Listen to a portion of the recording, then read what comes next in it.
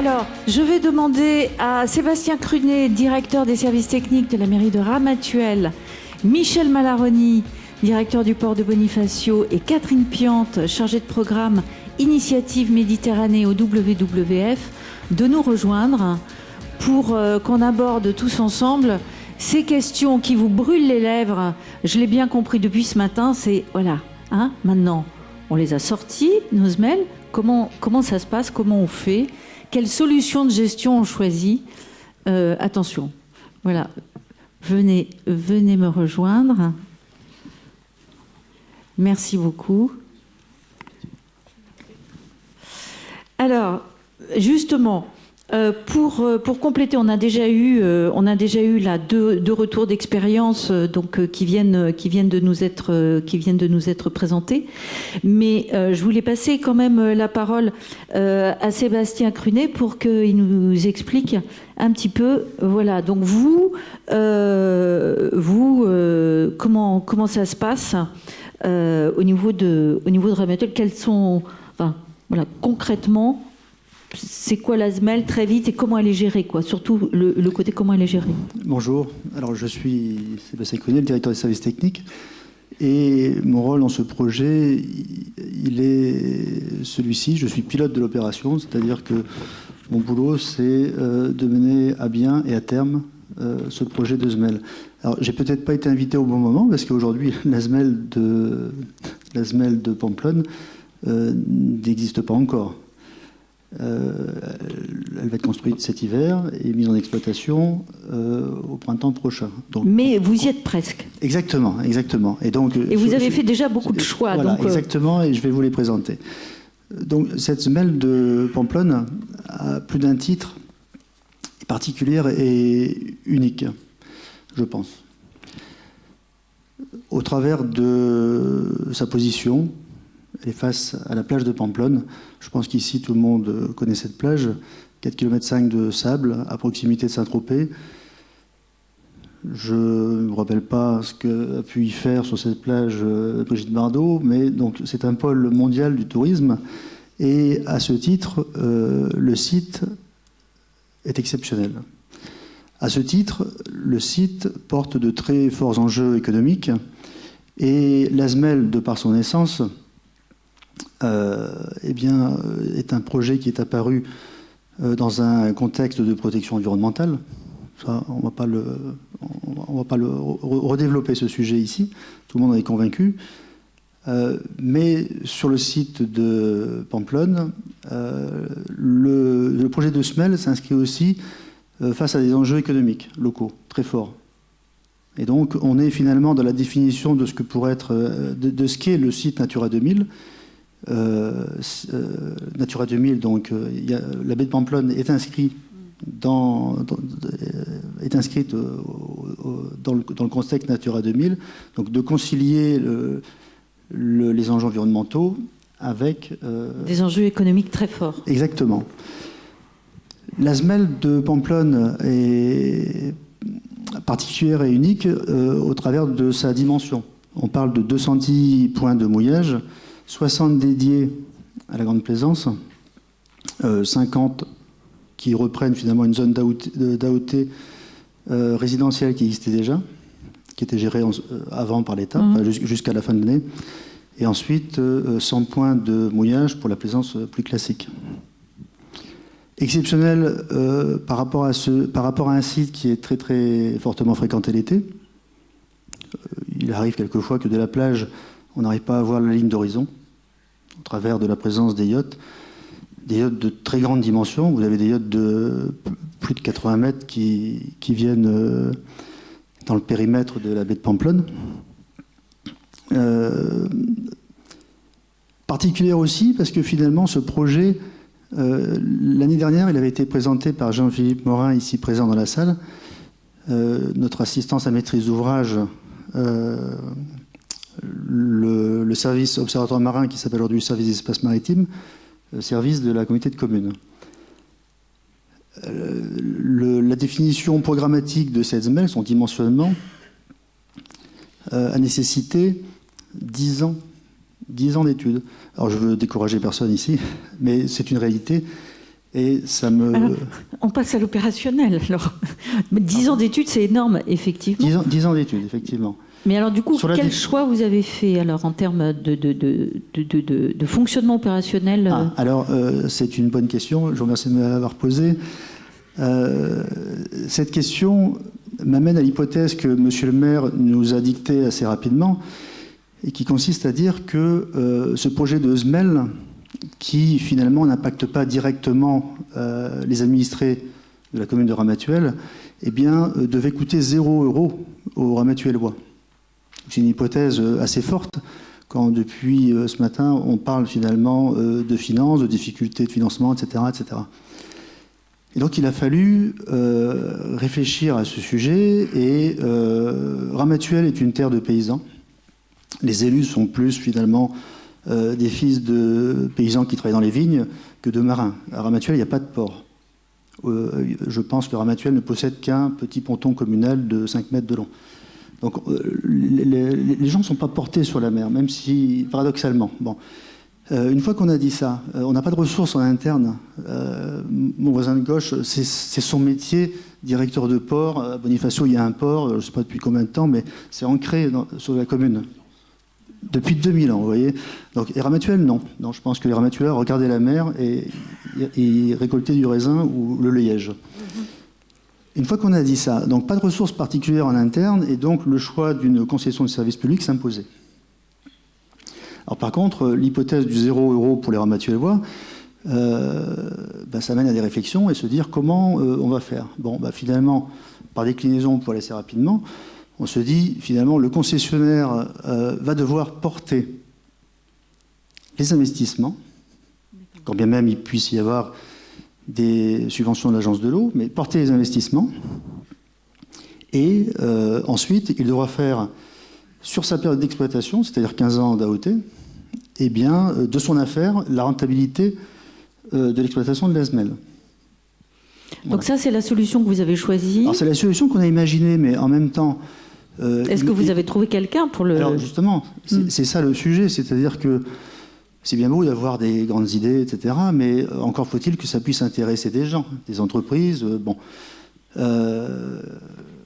Donc, on s'est pas arrêté là et on s'est dit, on va faire un avis de publicité, un appel à manifestation d'intérêt qui consiste à interroger finalement toute forme d'entreprise qui serait susceptible d'être intéressée par finalement ce que je viens de vous dire, le projet SMEL. Tel qu'on a pu finalement l'articuler intellectuellement. Et donc, vous avez trouvé... Et alors, cet AMI nous a permis effectivement de rencontrer et de nous rassurer, de rencontrer tout un tas d'entreprises diverses, des financeurs, des entreprises de travaux, des entreprises d'équipement, de matériel, des personnes, des bureaux d'études spécialisés dans les travaux maritimes. On a vite compris finalement, on suscitait l'intérêt. Et que la piste que nous avions intellectuellement imaginée était la bonne piste. Et donc, la SMEL de Pamplonne, eh bien, dans sa concrétisation, se fera effectivement avec un concessionnaire qui portera les investissements et qui fera de son affaire la rentabilité.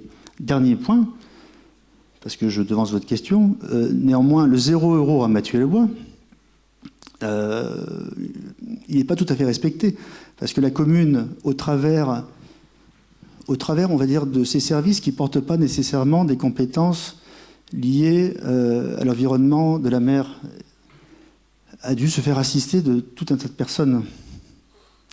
Au travers de son exploitation, on va devoir développer certains services. Je pense par exemple à la police municipale pour faire respecter le règlement de police qui s'appliquera dans le périmètre de l'ASMEL. Eh bien, toutes ces charges, eh bien, encore une fois, ça sera au concessionnaire de supporter au travers d'une redevance annuelle. D'accord. Et donc, vous avez aujourd'hui, vous en êtes où? Vous avez trouvé ce concessionnaire, vous êtes encore en phase de consultation. Est-ce que c'est une seule entreprise? Est-ce que c'est un groupement? Parce que vous disiez que vous aviez rencontré plein de gens différents, finalement. La consultation, une consultation comme ça, pour une question de concession de service public, ça prend à peu près 1 an. Entre le moment où on lance un appel à candidature, on On sélectionne des candidats, au moment où on retient des candidats, au moment où finalement les candidats ont un certain temps pour faire des réponses construites. Et puis ensuite, il y a l'analyse des offres, et ensuite il y a le temps de la négociation qui, sur ce sujet, a duré plus de 3 mois. Et puis ensuite, toutes les démarches administratives, délibération du conseil municipal, etc. Finalisation des contrats. Bon, Ramatuelle a eu la chance d'avoir 2 offres de qualité et il a dû en choisir une. Voilà. Et aujourd'hui, nous sommes arrivés au terme de la procédure. Et donc, on a ce sentiment d'être arrivé au bout du chemin, mais finalement, il ne fait que commencer. Voilà. D'accord. Donc, vous avez aujourd'hui, tout ça aujourd'hui, vous avez choisi, vous êtes donc prêt à partir avec une délégation de services. Alors, pour répondre à votre question, effectivement, il s'agit d'un groupement. Il s'agit d'un groupement qui représente les différents métiers. Qui additionne toutes les compétences nécessaires à ce type de projet. D'accord. Et donc, ça veut dire forcément, comme on l'a vu d'ailleurs, des services qui sont, une fois que la SMEL sera en fonctionnement, des services payants. Et il faudra que le concessionnaire trouve le bon équilibre pour effectivement, lui, une fois que tous ces investissements auront été faits, pouvoir rentabiliser l'opération. Je me tourne vers Michel Malaroni. Donc, vous aviez déjà présenté l'ASMEL de Bonifacio. Et moi, je voulais revenir justement un peu sur le modèle économique, parce que ce dont on se rend compte, c'est que il n'y a pas de solution miracle et valable pour tout le monde. À chaque fois, c'est de la dentelle. Comment ça se passe, la gestion? Qui assume quoi? Qui fait quoi? Et comment ça coûte aux plaisanciers, si je peux dire? Ok. Amiral, mes devoirs, messieurs, mesdames, bonjour. Nous, on est partis il y a 2 ans, sensiblement le 1er septembre. Le 1er septembre, on a lancé l'ensemble des études, ce qui nous a amené à avoir une ouverture prématurée en 2021. Je ne vais pas vous refaire l'histoire, mais on a ouvert 7 bouées. Donc le projet global, c'est 14 bouées. On a ouvert une SMEL sur les 2, très tard, au mois d'août. Ça nous a permis d'avoir, je pense, comme votre projet, déjà un premier bon retour d'expérience technique. Ça nous a permis de bien faire évoluer dans le premier hiver nos installations. Et cette année, donc, on est sur notre première année d'exploitation globale, avec 14 bouées allant de 24 à 60 mètres, avec 2 bouées entre 40 et 60 mètres. 14 bouées ouvertes entre le 1er juin et le 30 septembre. Qu'est-ce qu'on constate? C'est difficile de faire un constat quelques jours à peine après la fermeture. Déjà, le premier constat, c'est qu'on ne s'est pas trompé sur l'offre. Je prends un témoin, un capitaine de bateau que je vois ici, mais la proximité d'un port avec être à la fois gestionnaire de port et gestionnaire de mouillage nous donne cet avantage d'être au contact direct avec la clientèle. On ne s'est pas trompé parce que dès la première année, on n'est pas très loin de l'équilibre. On est plus ou moins à l'équilibre. On est plus ou moins à l'équilibre. Par contre, on a un projet qui a été aidé, qui a été subventionné. Ce qui serait intéressant, c'est pouvoir démontrer dans l'avenir que ce projet-là est viable sans soutien. Sans soutien parce que quelque part, on aura du mal à expliquer, ça a été dit, je crois que ça a été dit avec des mots très clairs. Est-ce qu'on peut expliquer au commun du mortel? Est-ce qu'on peut expliquer à des gens qui n'ont pas de résonance maritime dans des communes d'augmenter le niveau de charge pour faire des ouvrages qui sont dévolus à des gens en vacances? Donc pour l'instant, nous, on démontre la première étape, c'est-à-dire qu'on ne s'est pas trompé sur nos évaluations. On était aidés, tous les gens qui nous ont aidés sont autour de la table, sont autour de nous là. Ils sont dans la salle. Je ne vais pas les citer, mais BRLI, Mobilis, je vais certainement oublier l'Office de l'environnement, mais les gens sont là. Ça, c'est la première étape. La deuxième étape, je vous l'ai dit. Maintenant, encore une fois, ce n'est pas au bout d'une année qu'on peut tirer des conclusions générales sur notre gestion. La gestion, il faut pas se tromper. La gestion, ce n'est pas seulement une caisse enregistreuse. C'est pas comme un port n'est pas un garage à bateau, n'est pas un parking à bateau. Être gestionnaire du SMEL, c'est avoir un certain nombre de responsabilités, bien les mesurer. On a d'abord une relation commerciale avec la clientèle. on a une relation à la météo qui est très prégnante. Le choix qui a été fait à Bonifacio est un petit peu différent du vôtre, c'est-à-dire qu'on a fait des installations qui nous permettent de recevoir les bateaux qui sont identifiés, donc jusqu'à 60 mètres, quelles que soient les conditions de vent. Néanmoins, quand je vois ce qui s'est passé le 18 août en Corse, avec, je ne veux pas dire le chiffre exact, parce qu'on est entre 80 et 100 bateaux sur la côte en Haute-Corse, je me demande si nos installations auraient permis de supporter de telles conditions météorologiques. Donc il faut y penser. Cette responsabilité, c'est la nôtre. C'est-à-dire autant dans la phase de conception, dans la phase d'ingénierie, on est largement entouré avec des partenaires de très haut niveau. Dans la phase de gestion, vous êtes seul. Commune de 3000 habitants. Je reviens à Ramatuelle.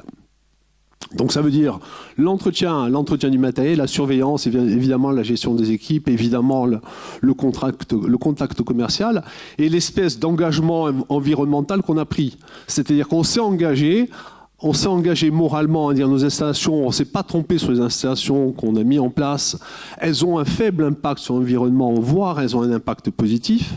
Mais ça, on le fait contrôler tous les ans. Alors, je suis heureux de voir ici Madame Perjean, qui est scientifique universitaire à l'université de Corté, qui a plongé au mois de juin et qui n'est pas partie prenante dans le dossier, si ce n'est qu'elle a un regard d'expert. Et je pense pouvoir dire aujourd'hui que ce qu'elle a vu, elle a été agréablement surprise par l'adaptation de nos installations. Je sais qu'ici, il y a autour de la pièce quelqu'un de Starezo qui a été mandaté justement pour faire ce suivi. Ce suivi, je le rappelle, ces suivis, c'était au départ, on a fait un état zéro, et voir un petit peu l'évolution de l'herbier de proximité. Donc c'est important, c'est-à-dire qu'il ne faut pas, encore une fois, je veux pas être réducteur sur cette notion de gestion parce qu'il va beaucoup plus loin que celui de gérer une régie d'encaissement. Oui, on est bien d'accord. Si, ça marche, pardon. Oui, on est bien d'accord, il ne faut pas perdre l'objectif initial, l'objectif global de vue. Je me tourne vers vous, Catherine. Alors, Catherine Piante, donc vous êtes du WWF, et normalement, il faut toucher à rien, ils nous ont dit sur les micros, ça marche tout seul. Donc, en fait, on vous a demandé de venir parce que vous êtes en train de lancer une étude, justement, sur... ces différentes solutions, une espèce d'état des lieux, en fait, des solutions qui ont été choisies pour les différentes SMEL, et notamment ces différentes solutions de gestion. Alors, est-ce que vous pouvez nous en dire un petit peu plus sur l'enquête que vous lancez et ce que vous avez déjà mis comme cadre, si je peux dire ?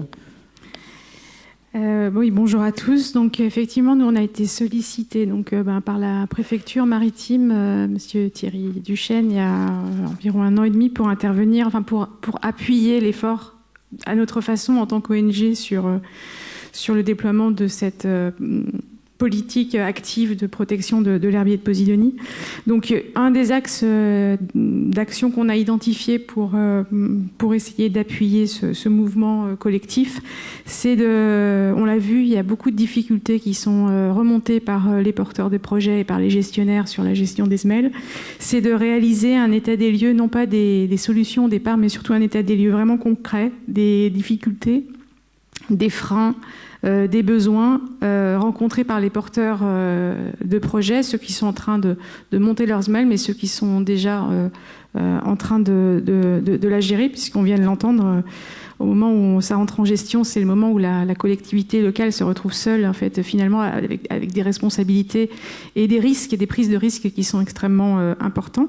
Donc, on ne fait pas cette étude tout seul. On l'a fait en collaboration extrêmement étroite avec les services de l'État, donc la direction interrégionale de la mer, avec l'Office français pour la biodiversité, avec évidemment la préfecture maritime, également l'agence de l'eau, et aussi en collaboration avec l'association nationale des élus du littoral et aussi les services de l'État au niveau national.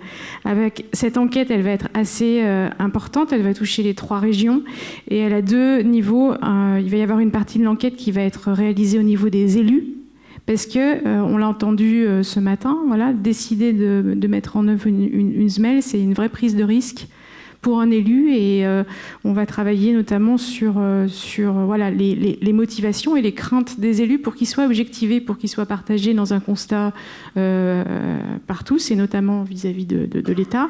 Et aussi une enquête auprès des services techniques, puisqu'en fait, c'est 2 niveaux d'action voilà, qui sont intriqués et extrêmement complémentaires. Donc voilà, cette étude, elle devrait démarrer au mois de novembre, donc sur les 3 régions.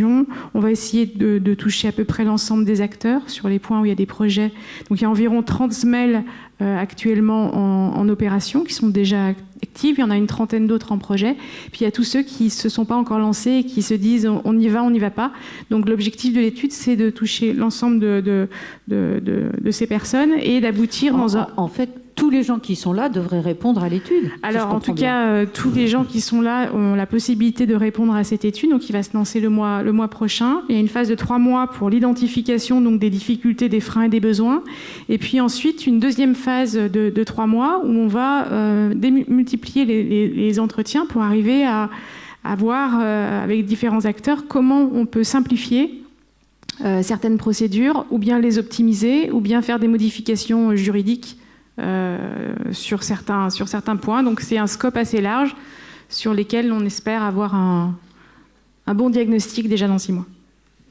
Alors j'imagine que vous avez quand même déjà, avant de lancer l'enquête, vous avez déjà une première analyse des grands enjeux en matière de gestion un petit peu dans vos attendus. Vous avez déjà identifié. Pour vous, quels sont-ils ? Alors oui, on a pour monter le cahier des charges, on a vraiment interrogé très largement déjà nos partenaires publics qui, on l'a vu, connaissent très bien le sujet. Puis on a aussi réuni une dizaine de collectivités locales qui nous ont fait part un peu d'un certain nombre de sujets. Donc en fait, voilà, il y a déjà on voudrait avoir la perception des élus sur en fait ce qui relève de leurs enjeux économiques locaux, de la prise de risque, comment ils perçoivent ça aussi par rapport à leurs administrés. On voit à Ramatuelle l'idée de zéro impact sur les Ramatuelle, sur les finances locales, on va le simplifier comme ça. Ensuite, on a vraiment la question du financement à long terme des SMEL. Donc là, je ne parle pas nécessairement du financement des investissements sur lesquels il y a beaucoup d'aide publique, mais vraiment de poser à plat, avec une multitude d'exemples, la pérennité des moyens alloués à la gestion des SMEL. Donc certains porteurs de projets optent pour un modèle de SMEL payante, d'autres pour des services gratuits, d'autres pour des services intermédiaires. Donc on a l'idée de récupérer en fait ces modèles économiques choisis et de voir comment on peut repenser le financement de l'investissement et de la gestion des SMEL. Aujourd'hui, il est pensé énormément au niveau local, mais il peut se poser une question plus large de repenser le financement des SMEL de façon plus large. On a parlé ce matin, c'était monsieur Barahona qui n'a pas utilisé ce terme, mais il parlait de paiement pour services écosystémiques. Il y a aujourd'hui des acteurs privés qui sont intéressés à dire, voilà, nous, on serait intéressés, même si on n'est pas la collectivité, enfin, on serait intéressé à financer la protection de l'herbier de Posidonie parce que on veut financer ces services écosystémiques nombreux qui sont rendus par l'herbier, notamment, le plus en vogue en ce moment, c'est la séquestration carbone, mais il y en a 25 autres, je crois que c'est ce que... Donc, en fait, voilà, reposer la question du financement et de l'échelle du financement des SMEL. Et puis, évidemment, les coûts relatifs, la question du coût relatif au paiement de la redevance domaniale aux services fiscaux, qui revient dans toutes les discussions. Et puis, aussi, si on s'aperçoit qu'avec 30 SMEL en activité et 30 SMEL qui sont en projet, plus celles qui arrivent derrière, on a vraiment une question d'échelle, de dimensionnement. Avec ce que ça implique, toutes ces SMEL, de report d'usage, parfois dans un premier temps, d'une SMEL sur une commune pas loin, et de questions de planification de ce déploiement à l'échelle de la façade. Quelles questions ça peut poser. Voilà, en très résumé, quelques points saillants qu'on a identifiés comme objectif de l'étude. Merci beaucoup. Et vous posez effectivement des questions qui sont essentielles. Et c'était des questions qu'on avait déjà commencé à aborder l'an dernier. C'était effectivement cette question de la multiplication des SMEL. Donc effectivement avec ce ce portage local qui est bien normal, où on fait tout, j'aime bien utiliser un peu dans la dentelle, chacun travaille avec ce qui est le mieux par rapport à son propre projet politique, de façon de concevoir et de gérer l'ASMEL. Mais pour reprendre le point de vue du plaisancier, et là la question je la pose un peu à la cantonade et à tout le monde, est-ce que tout ça va être lisible? C'est-à-dire comment faire en sorte, qu'est-ce qui va permettre de faire en sorte que on va bien, en tant que plaisancier, bien choisir le bon endroit, respecter les codes et pas se trouver finalement hors la loi à l'insu de son plein gré, si je peux dire. Comment... J'ai un peu du mal à répondre à votre question parce que j'ai l'impression que c'est déjà le cas. Enfin, la problématique est la même au niveau portuaire. Si vous faites le tour de la Corse, vous avez des ports à gestion privée. Ils sont rares, très rares en Corse. Vous avez des ports publics à gestion municipale. Vous avez un port à gestion, j'ai un représentant ici de la Chambre de commerce. Donc ça veut dire que je pense pouvoir dire que le marin, il a la capacité à trouver l'information, surtout avec les réseaux actuels, avec les moyens de communication actuels, il peut trouver l'information. Après, il y a peut-être un peu d'inertie pour savoir qu'une SMEL a été ouverte. Je pense que vous avez dû le subir, vous, à Beaulieu, comme nous à Bonifacio cette année. On a vu encore de l'inertie avec des bateaux qui arrivaient de loin. D'un Grand Plaisance, ça navigue vite et ça va très loin sur l'information. Mais je ne crois pas que ce soit réellement un problème.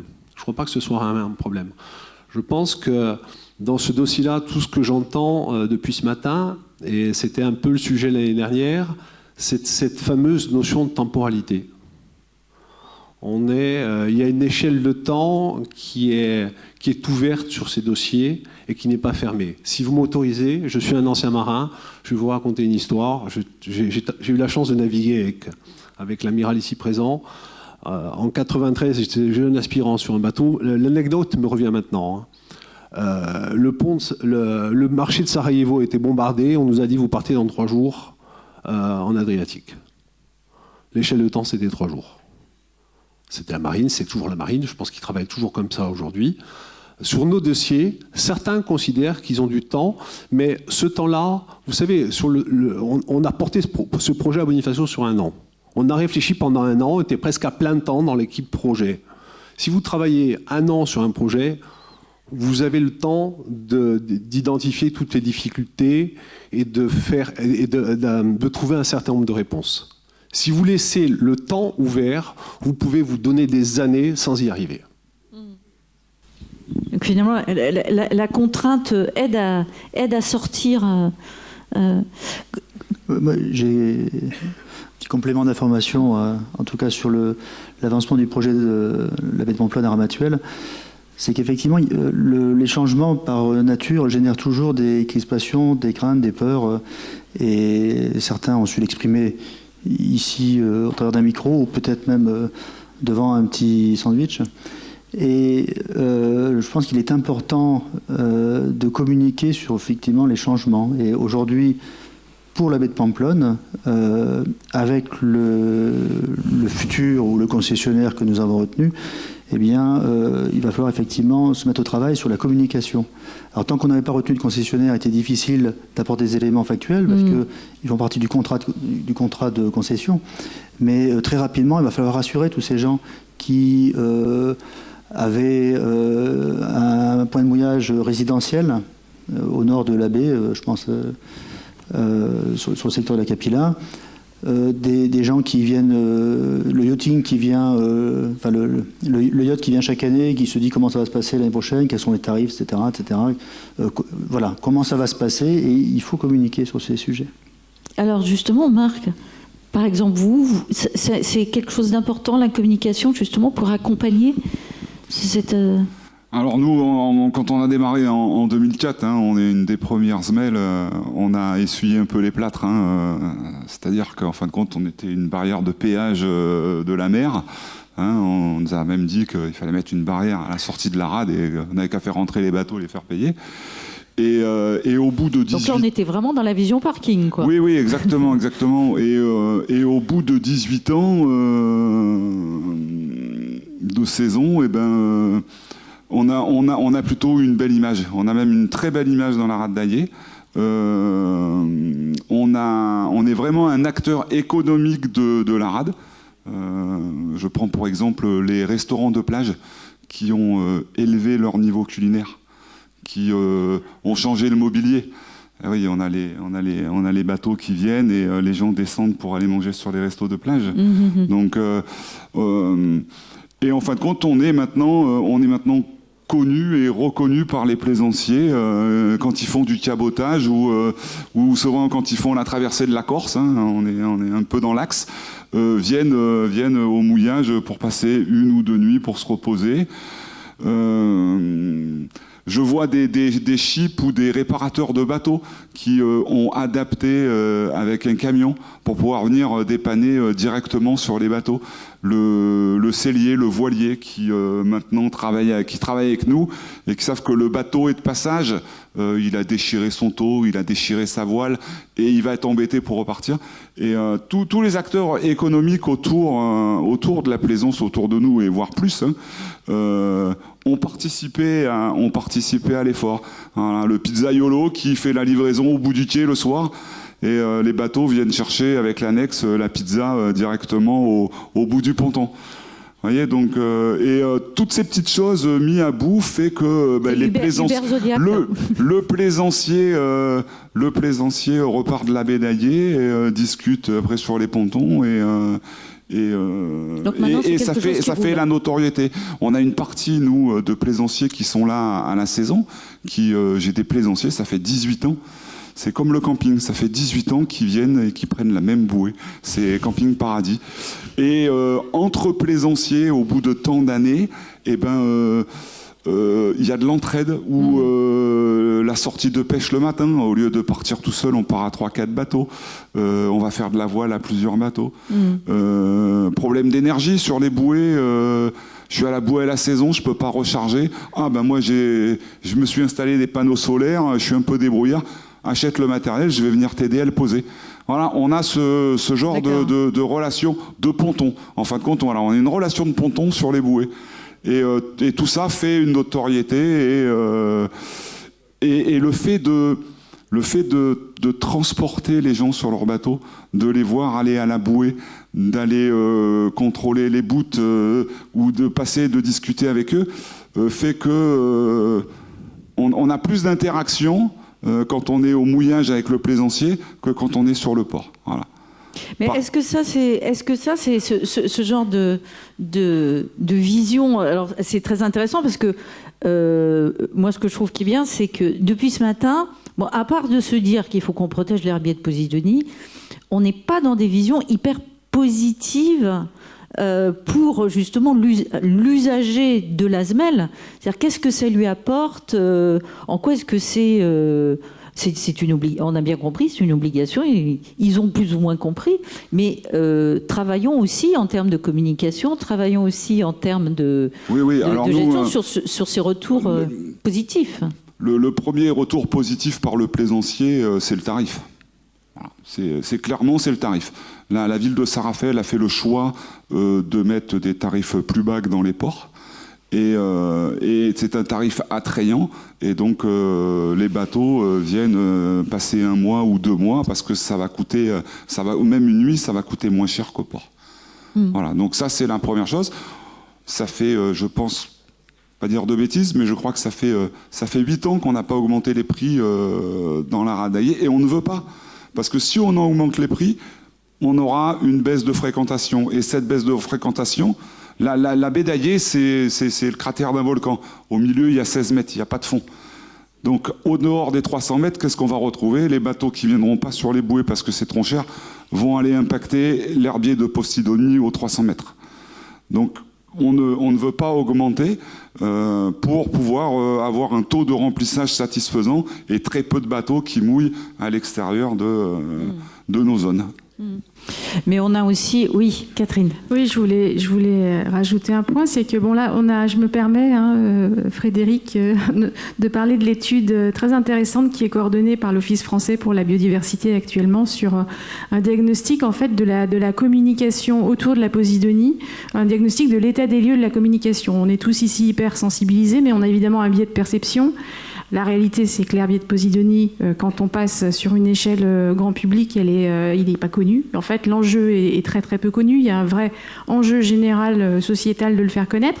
Et puis, à un niveau plus local, cette étude, elle a amené des éléments intéressants parce qu'elle a montré notamment qu'en termes de comportement, le plaisancier, il est particulièrement, plus que dans d'autres sujets plus que dans d'autres sujets sociétaux, environnementaux, il est particulièrement hédoniste. De façon très différente que sur d'autres sujets. On est en mer pour se détendre, pour oublier peut-être ce qui se passe aussi à terre. Enfin, on change d'univers quand on part en mer. Et donc, je dis ça pour répondre à ce que vous disiez, c'est qu'aujourd'hui, il est clairement identifié que si on va en termes de communication, il va falloir avoir une communication qui réponde à cette cible. On construit toujours une communication par rapport à la cible et avoir effectivement une communication positive qui accompagne l'usager dans le changement plutôt qu'une communication, je dirais, punitive. En fait, c'est Posidonie parce que je le vaux bien, quoi. Il faut... Par exemple, on n'a pas fait encore le tour des slogans qu'on pourra utiliser, mais en tout cas, oui, il faudra aller vers du positif. Il faudra aller vers du positif. Après, on a vu que les solutions de gestion qui sont mises en place par mes voisins les choix peuvent être très très différents. Par exemple, il y a des semelles qui sont totalement fermées la nuit, ou qui ne sont que pour des mouillages de jour, etc. Donc, comment aider finalement tous les porteurs de projets à trouver le modèle économique, la façon de s'organiser qui va bien? Je dirais qu'en tout cas, nous, un des objectifs de l'étude qu'on a préidentifié, c'est qu'on pense qu'il y a des typologies de collectivités, il y a des typologies de SMEL. Enfin, les typologies de SMEL, elles sont déjà plus ou moins connues, mais il y a aussi des typologies de collectivités. Il y a une grosse collectivité, va pas avoir nécessairement les mêmes besoins ou les mêmes contraintes qu'une toute petite collectivité de quelques centaines d'habitants. Et il peut y avoir aussi des questions de différence de culture dans les collectivités. On peut avoir des élus plus ou moins sensibilisés à la mer, des services techniques plus ou moins présents. Donc l'idée, c'est que en fait, cette typologie va aussi correspondre à une typologie de solution. C'est-à-dire qu'on va vraisemblablement avoir différents groupes. Le cas des Calanques, du parc national des Calanques, est aussi très intéressant. Il reflète le cas de tous ces projets de SMEL qui ne sont pas à côté du port, qui sont isolés, qui sont à très loin du port. Donc ça, c'est par exemple une typologie tout à fait particulière qui va donc certainement amener des réponses également particulières. Alors, je voudrais finir en passant, avant de prendre des questions dans la salle, finir en passant la parole à Pierre, à propos des applications, parce que justement dans cette vision un petit peu dans la continuité, et puis l'importance en fait de l'interface numérique pour réserver une bouée, réserver un service, etc. Est-ce que c'est entre guillemets l'alpha et l'oméga, ou est-ce que finalement ça n'est que la partie émergée, si je peux dire, de la bouée? Je pense que ça va devenir l'alpha et l'oméga. Je pense que de plus en plus, le plaisancier va avoir des assistants numériques. Même en tant que pratiquant, des fois on arrive sur des plans d'eau qui sont recouverts de bouées jaunes. Ces plans de balisage, ils ont du sens s'ils sont vus du ciel. Je ne sais pas s'il y a des plaisanciers qui ont fait la même expérience que moi, mais vue du ciel, évidemment, ça a sens, c'est des polygones, etc. Vue de mer, c'est un champ de bouées jaunes les unes derrière les autres. En fait, c'est incompréhensible si on n'a pas en fait un écran devant les yeux qui reprend ce plan de balisage. Ce qui, à mon avis, moi... Ou une carte. Ou une carte papier, mais c'est tellement plus simple maintenant d'avoir une application plutôt qu'un atlas de cartes. Enfin, il me semble que c'est la tendance. Et ça pose quand même je pense, la question des balisages quand même, hein, parce que si on compte les semelles, plus les balisages de 300 mètres, plus les balisages plus les bouées diverses et variées, il ne s'agit pas non plus de remplir la mer de bouées. Donc je pense que les applications de navigation vont être de plus en plus utilisées, vont être de plus en plus une solution. Et puis c'est aussi source d'économie. Hein. Clairement, c'est beaucoup plus simple de développer une application que de développer des champs de bouées. Alors, je sais qu'on n'a absolument pas tout abordé, mais je vois que l'heure tourne et j'imagine que vous avez des questions dans la salle, des interpellations.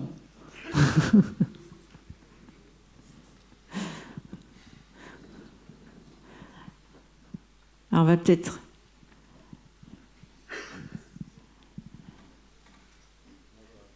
Ah. Non. Ça y est, je crois qu'il marche ce coup-ci, non ?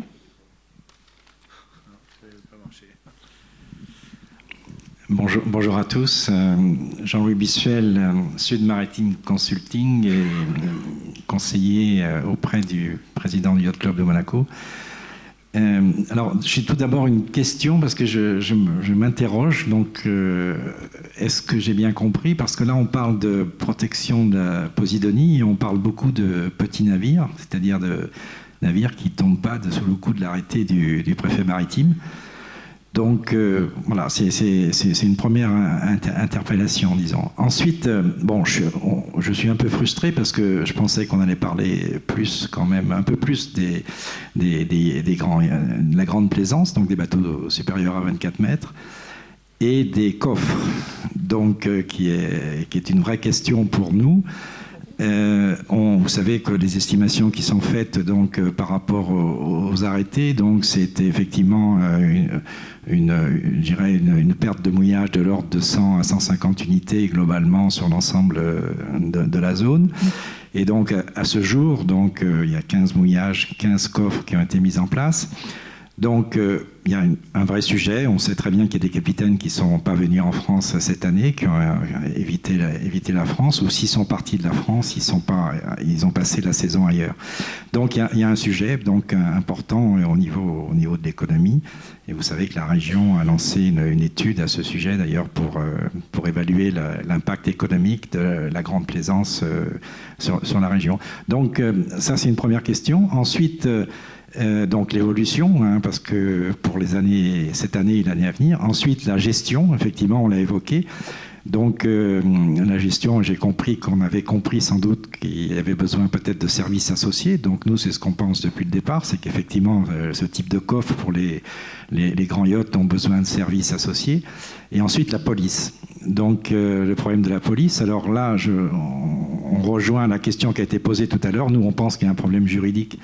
Hein, par rapport à la police extraportuaire. Donc, et pour l'instant, on n'a pas la réponse. Hein, donc, c'est une police d'État et la police, normalement, ne se délègue pas.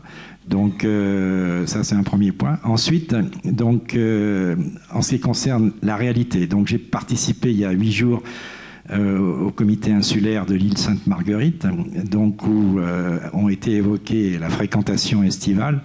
Donc, bien sûr, sur le thème de la surfréquentation, et ça, c'est un sujet qui va être traité au niveau de Cannes, mais également donc, sur l'utilisation des coffres, hein, où il semblerait qu'il y ait des navires d'une taille supérieure à celle prévue qui ont utilisé les coffres. Donc, il y a un vrai sujet de surveillance hein, de ces moyens, disons, d'amarrage. Ensuite, pour terminer, donc, le problème du financement. Donc, j'ai assisté l'année dernière, donc, enfin, au début de l'année, à la venue de la ministre de la Mer, qui mettait sur la table 20 millions d'euros pour les coffres pour le grand yachting. Donc, qu'en est-il de ce financement et qu'en est-il de la suite qui avait été annoncée également en liaison avec la région? Je vous remercie. Alors, je ne sais pas si on a quelqu'un autour de la table qui peut faire une réponse officielle sur tout ça, mais en tout cas, vous pouvez donner votre point de vue.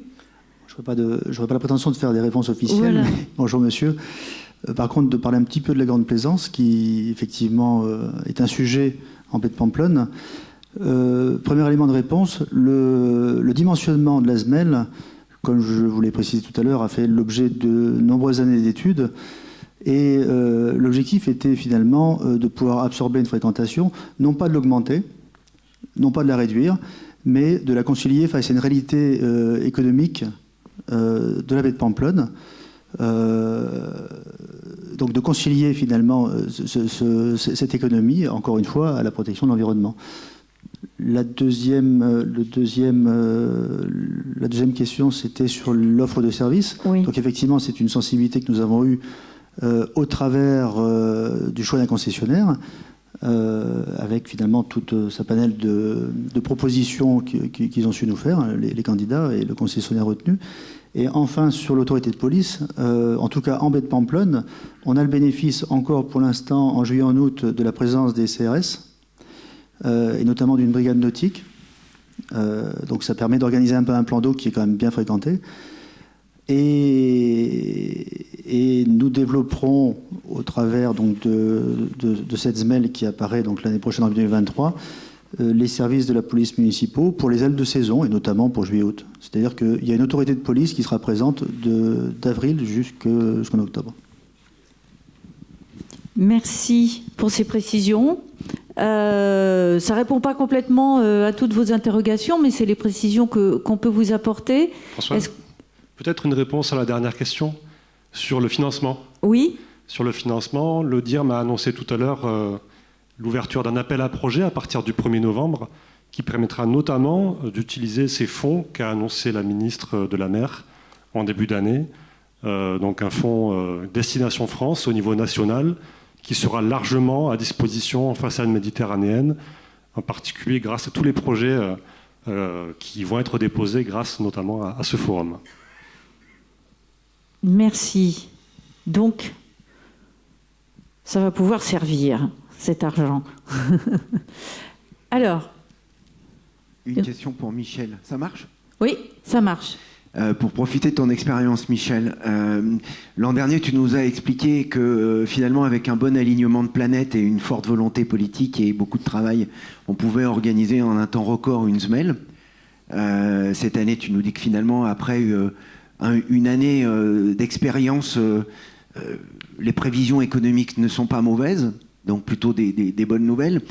Est-ce que tu peux nous dire un mot de où vous en êtes sur l'acceptation sociale, voire politique, de la SMEL dans le contexte de Bonifacio et Corse ? Alors, la question est double, parce que Eric, tu dis Bonifacio et Corse. Bonifacio, si on pouvait s'autoriser, on irait en être un petit Saint-Tropez. Donc la vision de Bonifacio, ce serait, si je faisais le comparatif, ce serait Saint-Tropez et le reste du Var. Hein. Donc c'est pas forcément la même chose. Donc en termes d'acceptabilité locale, dans la micro-région, on est à un très haut niveau d'acceptabilité. Au niveau de la région, c'est pas sûr. Les enjeux sont pas les mêmes. Autant, on va dire, le Bonifacien est un marin et le Corse, c'est pas forcément un marin. Voilà, ça c'est le premier point. Néanmoins, dans notre portage de projet, on a dû passer, étant au sein de la réserve naturelle des Bouches de Bonifacio, on a eu un filtre supplémentaire, c'était le comité consultatif de la réserve, où sont présents l'ensemble des maires de l'extrême sud, les agences et offices de la région, l'ensemble des services de l'État, en représentant des associations de plongeurs, des paillotistes, des pêcheurs, enfin, tout le monde était là. Le comité consultatif, c'était un peu le grand oral. On a eu l'unanimité avec 2 réserves des associations de défense de l'environnement. Après, est-ce qu'on doit convaincre tout le monde sur un dossier aussi compliqué ? Est-ce qu'on doit viser l'unanimité ? Je ne sais pas, je ne suis pas sûr qu'on puisse y arriver. Néanmoins, ce filtre-là, il était assez intéressant parce qu'il n'y a pas eu de filtre majeur de la part des scientifiques de la réserve, de l'Office de l'environnement, de l'Université de Corté. Voilà. Est-ce que j'ai répondu à ta question ? Merci. Est-ce qu'il y a une dernière question ? Non ? Oui.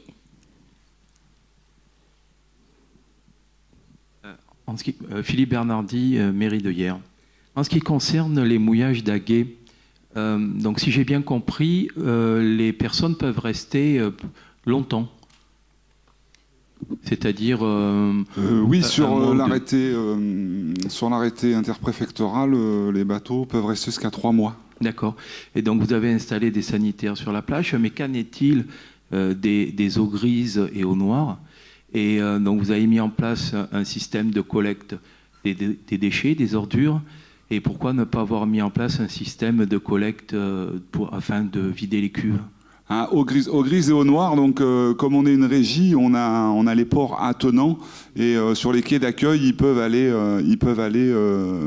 vider gratuitement leur eau grise et eau noire. On n'est pas équipé, ce serait un bateau supplémentaire, puisque malheureusement, où se situe la capitainerie, les fonds ne permettent pas à tous les bateaux de venir à quai.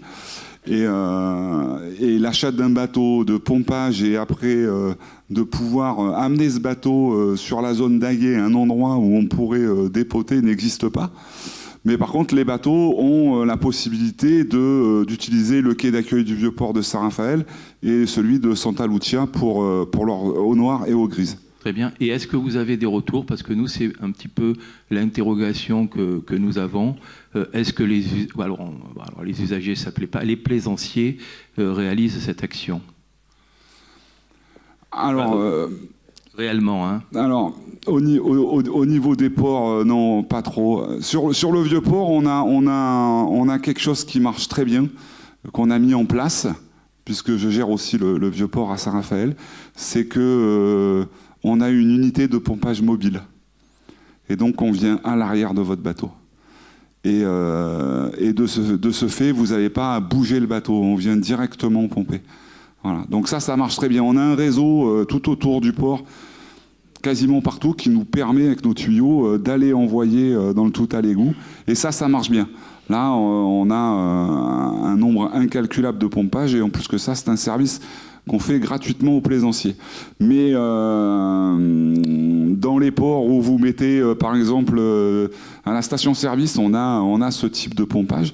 À la station-service, ils viennent faire le plein d'essence, ils n'ont pas envie de rester bloqués pendant 30 minutes, ils ont envie de partir en mer. Mais quand ils sont au port et qu'ils nous demandent, là, si on se déplace, là, ça marche. Voilà.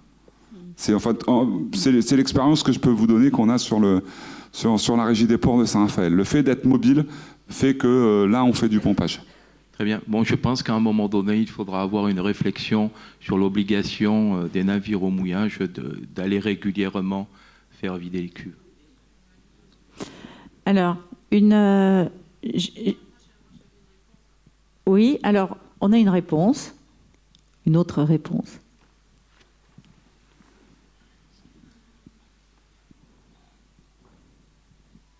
Bonjour, Véronique Tourelle-Clément, DG de l'Union des ports de plaisance, Provence-Alpes-Côte d'Azur et Monaco.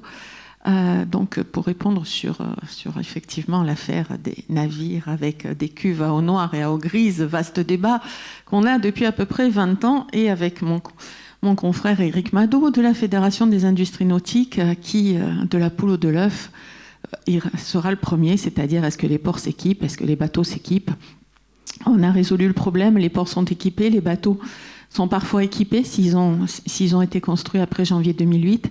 Mais clairement, on a pléthore d'offres sur les bateaux, et les ports qui veulent récupérer les eaux grises et les eaux noires, j'en ai certains qui sont très ambitieux. Ils ont 33 embouts pour s'adapter à tous les réservoirs. Donc effectivement, c'est compliqué. Et c'est d'autant plus compliqué quand on demande au personnel des ports, effectivement, de récupérer ces eaux grises et ces eaux noires, parce que souvent, ils se font éclabousser et c'est vraiment pas agréable. Et ce qu'on a pu constater il y a des années, on leur disait, oui, équipez-vous de pompes à eau grise et à eau noire. Et puis, ce qui marche le mieux, c'est effectivement la barge dédiée. Et Marc Arnaud nous l'a bien dit. Et ensuite, on connaît aussi donc vraiment, maintenant, nous, ce qu'on conseille aux gestionnaires de ports, c'est d'aller vers des barges dédiées à ce genre de choses, avec un personnel dédié. Et ensuite, aussi d'étudier effectivement dans des zones de mouillage, pourquoi pas l'acceptation si le bateau a les réservoirs, et puis si le bateau a aussi un certificat prouvant qu'il a fait pomper ses réservoirs. Voilà. Mais après, tout ça, ce ne sont que des conseils, et comme on l'a très bien dit dans tous les débats, à chaque problème, sa solution, et à chaque territoire, sa niche de réponse. Donc, ce n'est pas simple. Tout à fait. Pour finir, puisque je vois que l'heure tourne et que nous devons boucler, je voudrais me tourner vers Catherine Piante pour que vous nous disiez, parce que ça va être super intéressant cette enquête. Donc, quand est-ce qu'on peut espérer avoir les résultats? Est-ce que le document sera public? Comment ce sera présenté? Déjà, la première chose, c'est que en fait, vous allez être sollicités, certains d'entre vous, donc pour répondre à des enquêtes. Normalement, notre sollicitation va être accompagnée par un courrier de l'ANEL pour que vous l'identifiez. Donc, pour que cette étude réussisse, on compte sur votre participation. On la fera une fois. Et puis, les résultats, ils sont prévus dans 2 phases, dans 3 mois pour la diagnostic, dans 6 mois pour les propositions. Ils seront largement communiqués. Donc, en tout cas, si vous êtes intéressé d'ores et déjà à être approché par l'équipe de consultants qui va faire les enquêtes, n'hésitez pas à venir vers moi à la pause pour vous identifier. Eh bien, merci beaucoup. Merci à tous.